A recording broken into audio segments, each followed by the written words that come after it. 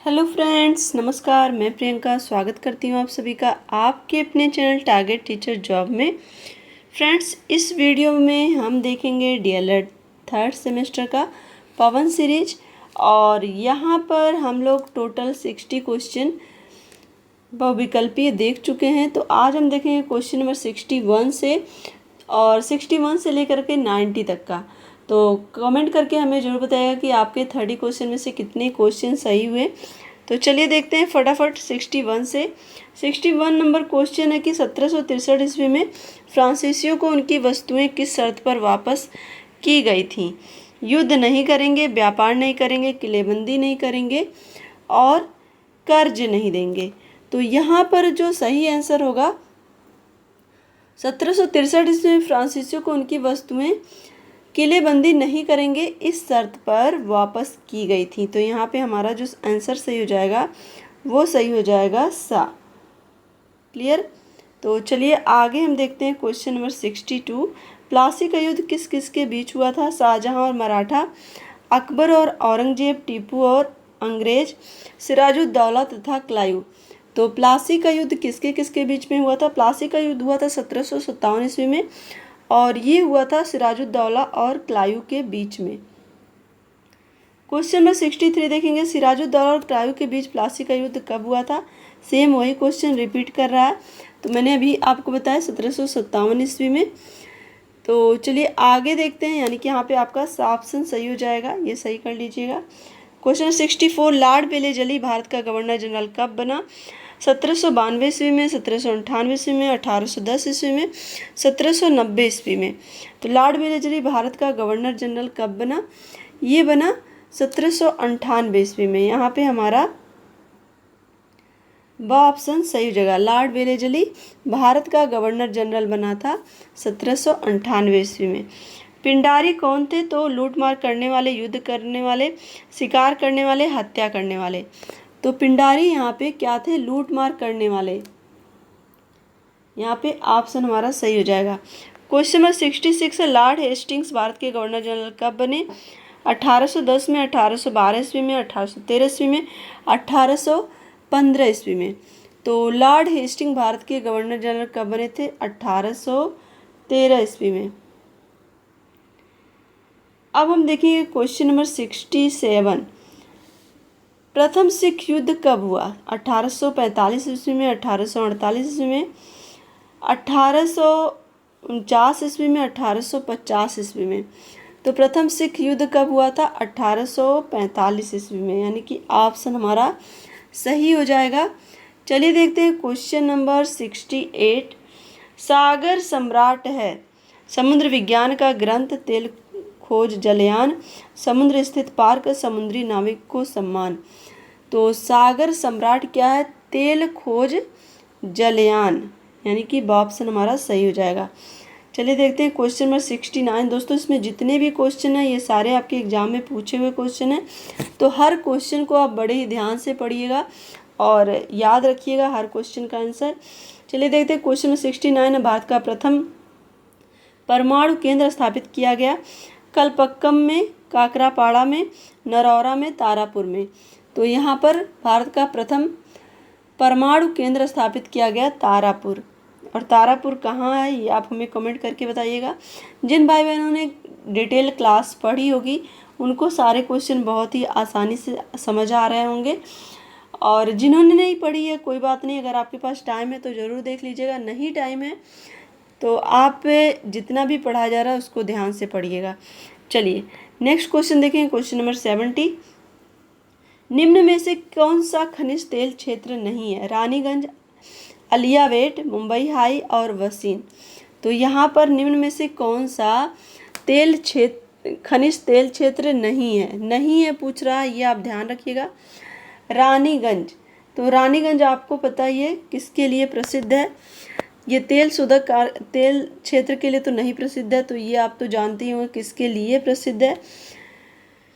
कोलार किस प्रदेश में है? आंध्र प्रदेश, कर्नाटक, आंध्र, गुजरात। तो कोलार कर्नाटक में पड़ता है, कोयले की खान के लिए प्रसिद्ध है। रानीगंज भी, दोनों ही। अब हम देखते हैं क्वेश्चन नंबर 72, कर्नाटक का शिव समुद्रम पन बिजली घर कब प्रारंभ हुआ था? 1900 में, 1902 में, 1903 में, 1904 में। तो कर्नाटक का शिव समुद्रम पन बिजली घर जो प्रारंभ किया गया था वो प्रारंभ किया गया था 1902 में। क्वेश्चन नंबर 73 है, रेलवे तथा बैंक किस सूची में आते हैं? केंद्र सूची, राज्य सूची, समवर्ती सूची, किसी में नहीं। रेलवे और बैंक ये केंद्र सूची के विषय हैं। चलिए आगे देखते हैं क्वेश्चन नंबर 74, खेती तथा सिंचाई किस सूची के विषय हैं? केंद्र सूची, राज्य सूची, समवर्ती सूची, केंद्र तथा राज्य दोनों। तो खेती और सिंचाई ये जो हैं ये राज्य सूची के विषय हैं। क्वेश्चन नंबर 75 है, वर्तमान लोकसभा में निर्वाचित सदस्यों की संख्या है 540, 542, 543 और 545। तो यहाँ पर हमारा ऑप्शन सही हो जाएगा 543। राज्यसभा के सदस्यों का जो कार्यकाल होता है वो कितने वर्ष का होता है? 5 वर्ष, 6 वर्ष, 4 वर्ष और 3 वर्ष। तो आप ये ध्यान रखिएगा, राज्यसभा के सदस्यों का जो कार्यकाल होता है वो 6 वर्ष का होता है और राज्यसभा का जो सभापति होता है वो कौन होता है? वो उपराष्ट्रपति होता है, यानी कि जो भी वहाँ अध्यक्ष का कार्य करता है वो उपराष्ट्रपति होता है। चलिए आगे देखते हैं नेक्स्ट क्वेश्चन नंबर 77, उच्चतम न्यायालय के न्यायाधीश का कार्यकाल कितनी आयु तक होता है? उच्चतम न्यायालय के न्यायाधीश का कार्यकाल कितनी आयु तक होता है? 65 वर्ष, 62 वर्ष, 60 वर्ष और 63 वर्ष। तो यहाँ पर हमारा जो सही आंसर है वो हो जाएगा आ, 65 वर्ष। क्वेश्चन नंबर 78 हम देखेंगे, सर्वोच्च न्यायालय के न्यायाधीशों की नियुक्ति करता है राष्ट्रपति, प्रधानमंत्री, विधि मंत्री, मुख्य न्यायाधीश। सर्वोच्च न्यायालय के न्यायाधीशों की नियुक्ति कौन करता है?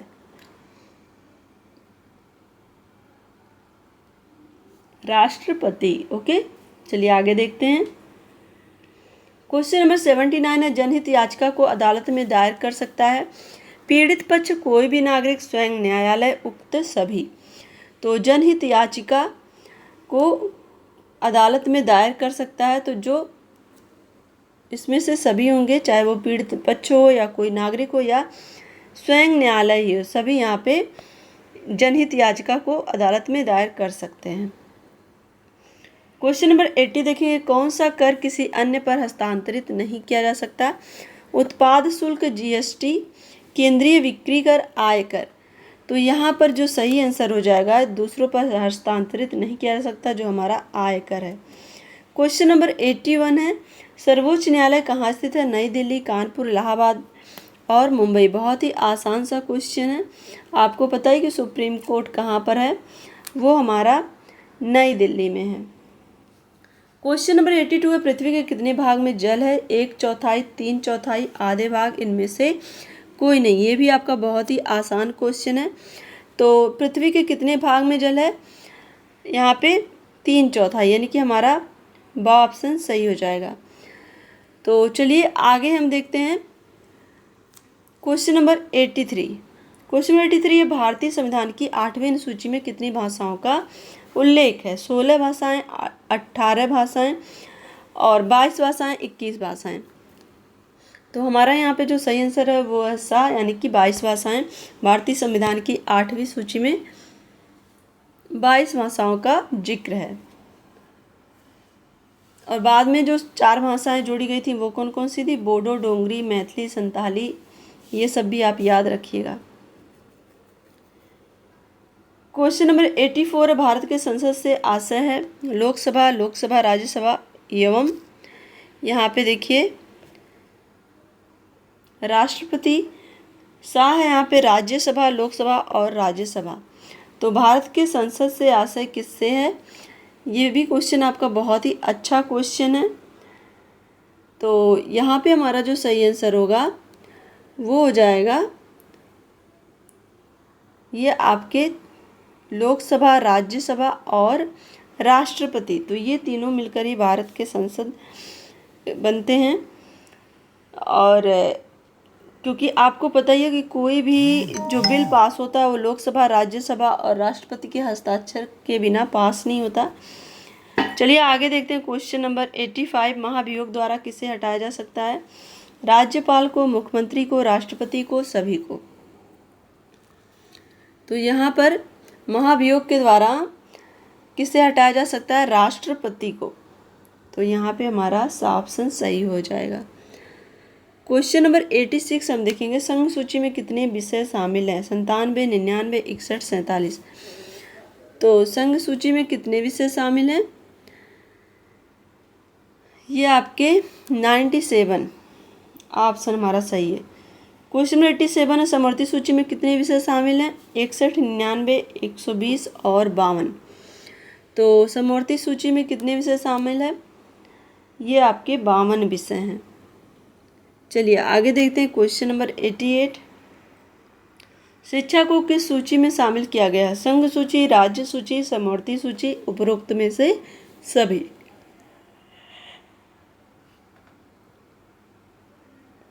तो आपको पता ही है कि शिक्षा जो है वो समवर्ती सूची का विषय है। हमारे यहाँ जो विद्यालय हैं उसका जो भी वहन होता है, एक तरह से उसके जो भी खर्च आते हैं वो राज्य सरकार और संघ सरकार मिलके उस पर खर्च करती है, यानी कि जो भी शिक्षा पे खर्च आता है उन दोनों का ही उसमें योगदान होता है। तो इसलिए ये समवर्ती सूची का विषय हो जाता है। नेक्स्ट हमारा है क्वेश्चन नंबर 89। क्वेश्चन नंबर 89 क्या है? भारत पर प्रथम मुस्लिम आक्रमण कब हुआ? 712 ईस्वी में, 732 ईस्वी में, 710 ईस्वी में, 786 ईस्वी में। तो यहाँ पर भारत में प्रथम मुस्लिम आक्रमण पूछ रहा है तो वो 712 ईस्वी में है मुस्लिम आक्रमण। नेक्स्ट यहाँ पे क्वेश्चन नंबर 90 है, निम्नलिखित में से किसके शासनकाल में वास्तुकला की दृष्टि से स्वर्ण काल कहा जाता है? वास्तुकला का स्वर्ण काल अकबर, जहांगीर, शाहजहां, बाबर। तो आपको ये देख करके ही पता चल जा रहा है कि वास्तुकला का जो स्वर्ण काल कहा जा रहा है वो शाहजहां को कहा जा रहा है, क्योंकि इनके समय में बहुत सारे वास्तुकला का निर्माण हुआ। एक तरह से जो यहाँ पे हम कह सकते हैं जो भी कलाएं निखर करके आई, जो भी इमारतें बनी, उन सब की बात यहाँ पे हो रही है। तो आज की इस वीडियो में बस इतना ही। ये आपका आंसर है शाहजहां। तो वीडियो अच्छी लगी होगी तो लाइक करिएगा, चैनल पे नए होंगे तो सब्सक्राइब जरूर कर लीजिएगा। और अगर आप कोर्स परचेज करना चाह रहे हैं तो target UP TET CTET app भी डाउनलोड कर सकते हैं। उससे आप देख सकते हैं, आपके सारे सब्जेक्ट की डिटेल नोट्स वहाँ पे आपको मिल जाएगी। तो वीडियो पसंद आई होगी तो लाइक ज़रूर कर दीजिएगा, सब्सक्राइब कर लीजिएगा और चैनल पे नए होंगे। Thanks for watching. जय हिंद।